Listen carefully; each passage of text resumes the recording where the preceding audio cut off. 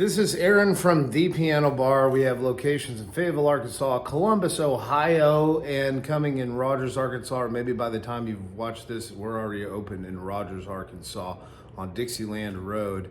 And I'm here giving our most requested songs. When you walk into any piano bar in the country, a lot of times they'll ask you, most piano bars will ask you to make your requests, songs you want to hear. And with us, it's songs you want to hear and songs you want to sing. And boy, if there wasn't a bigger song, a sing-along song than the song I'm about to talk about, I don't know what it is. We've already talked about Don't Stop Believing, The Killers, Mr. Brightside. So I'm in the early 80s. I went to the early 2000s. Now I'm going to go to the early 90s with Friends in Low Places by Garth Brooks. Mr. Brooks, one does not simply... Mr. Brooks and his team are smart. One does not simply log on to Spotify and listen to a Garth Brooks song. No, you have to buy that. And as far as I know, it's still that way. So I didn't look right just now to see if you could, but the last time in the past year I've tried to log on to Spotify to get a listen to something like Friends in Low Places, Baton Rouge, Thunder Rolls, all those great Garth Brooks hits. You got to pay. I mean, up until just a few years ago, you had to walk into Walmart and buy a CD and hope you had a CD player if you wanted to listen to the original recordings of this song. Friends in Low Places came out in 1990. It was on Garth Brooks' first self-titled album, so the name of the album was Garth Brooks. And it was the lead single. That means it was the first song they released to the radio, and it did hit #1 on the country charts. I didn't find any information. These are just the bare bones facts, by the way. I didn't find any information on where it charted in the Hot 100. That means the collection of all the genres of songs, but I would assumed if it hit #1 on the country charts in 1990, that it probably hit in the top Hot 100 at some point. I've never met a group of people playing all over the country that didn't know this song, and this is one of the few songs, and there are some where we can get up from the piano and the crowd, and if you've been in the piano bar, you've seen this happen. The crowd will sing every word to it. So it's pretty popular somehow, even though we don't have a lot of data, because there's not like the other two songs that had screaming data and I had stuff like that, but if you got to pay to hear Garth. So there's not a lot of streaming data or something like that, but plenty of people have listened to the song and plenty of people remember the words to it. And I love talking about the sing-along value of these songs, because that's when we come together and we have these moments that are so beautiful in the piano bars and in dueling pianos, where we're just all having some drinks and singing along. It's like sitting around the campfire and singing Kumbaya, except we're doing it with better songs than Kumbaya.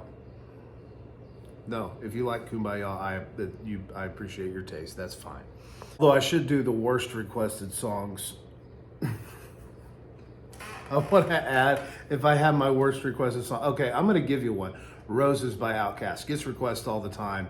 I don't like to play it because people don't seem to enjoy it when I do play it. I'm not knocking it, Outkast. I love Outkast. They have some great songs and some great music.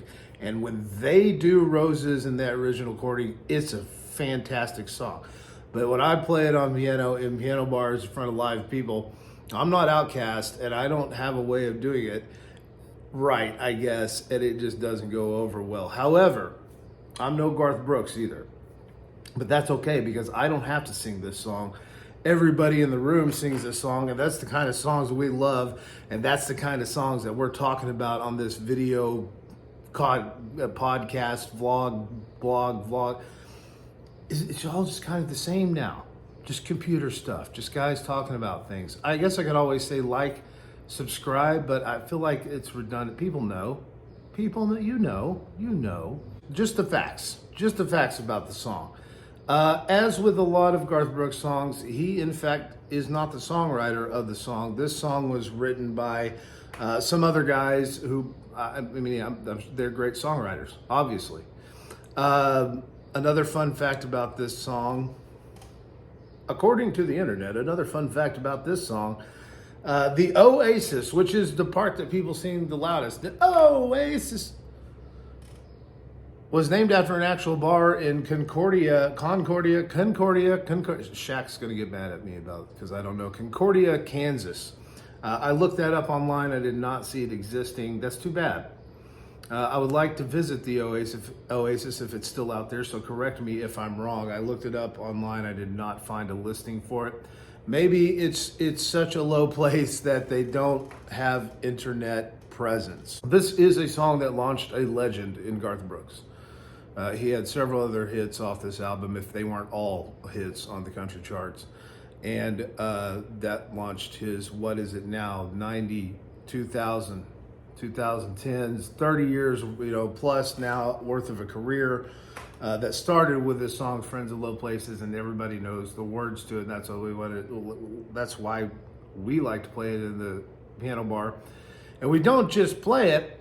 You're like, well, I go into the piano bar and they're always playing Friends in Low Places and Mr. Brightside by the Killers and Don't Stop Believing. No, we're playing it because many people have requested it. Yes, you will see more than 10 Friends in Low Places requests come up in a night, and you'll probably hear it more than once if you stay all night. If you have that kind of energy, I'm getting too old for that. But even when I'm at work, I'm getting too old for that. I have to go take a nap back here in the office. You'll see a request. This one you might see up to 20 times. I mean, this may be one, if the number one, definitely top 5 most requested songs at a piano bar, and that's in multiple places that I've been to. People want to hear and sing, for sure, Friends in Low Places. I have started this song, got off of the piano, went down and sat in the audience, and everybody was there singing the whole thing. Well, what is it about? I am going to call this, and I'm going to reference the book, The World in 6 Songs. 6 types of songs is really what it's talking about. A book by Daniel Levitin. I recommend it. It's a good read for everybody. It's an easy read. It's not too technical. It's a bit of a love song. It's another bit of a breakup song, but it is mostly a friendship song. It's something we can all relate to. And it also has friend in the title, so that's a good indication that this is a friendship song, something we can all put our arms around a stranger. And you know what? I've got friends in low places. I've been in awkward social situations that I shouldn't have been in. I've made an ass, I think ass is okay, I think that's PG, of myself. I've made a butt of myself in public because of some issue I had with my relationship.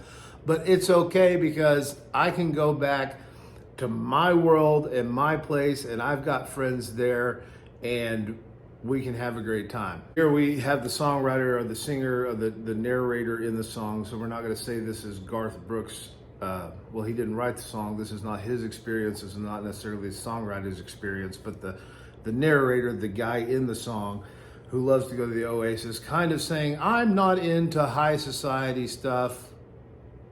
I disrupted whatever you were doing in your high society stuff. I'm going to go back to where I'm comfortable, down here with the regular folk. And that's kind of a country thing. That's kind of a, something most of us can relate to, because the majority of us aren't spending a lot of times at fancy social events. Most of us just aren't fancy. And we like to spend our time in places where we're comfortable. And so it's easy to see why this song gets a whole group of people singing. Not only is it a friendship song, because we're talking about how we do have friends, we're singing about how we do have friends in low places, but we're sharing again this experience of, I was shunned or awkward in this social situation, but it's okay because I have my comfort zone that I can go back to, and where I'm accepted and everybody has a good time, and that's where I can chase my blues away. Or in a lot of country songs, it's drinking your blues away. Drinking your blues away. Please drink responsibly. And chase away that sorrow of that bad breakup. Again, another breakup song involved in this. Unlike Don't Stop Believing, there wasn't really a love story in that at all. We did have one in Mr. Brightside. It is a breakup song. Here, this technically is about a breakup song. The most important content of the song is this concept of, I don't fit in fancy high society, and that's okay because I've got friends in low places, which probably is a better place for all of us. And I think that's why the song succeeds and it makes it into the top most requested songs at any piano bar. And one of the few songs that everybody will sing every single word to. You don't even, I know as a player, you don't even have to play the piano. It's one of those, if you want to have the full piano bar experience, go request Friends in Low Places, especially if there's a lot of people in the room, and feel that feeling that you get when everybody's singing along, because that is a feeling that what it does is inside of us, it releases. Now this is going to get technical and sciencey. So this is not low, this is high. This is, we're singing along together about this thing that we all relate to, how we don't fit in this certain world, but we do fit in this certain world. Whether it is high society or the dive bar, whether it is the fancy bar, I definitely fit more in the dive bar than I do in the fancy club or something like that. When we're all together and we're all singing about that shared experience, we also release the hormone oxytocin, which helps with social bonding. So you might come into the piano bar with your group.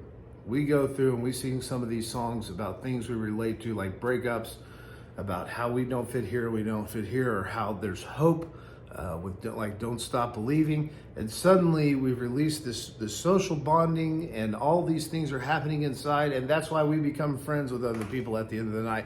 And that's what I love to see at the piano bar. Strangers becoming friends, having a great time, and that's what it's all about. That's what we do this for. I mean, that's what I do this for. That's what the players here do this for. We want to see you have a good time. We want to see you making friends.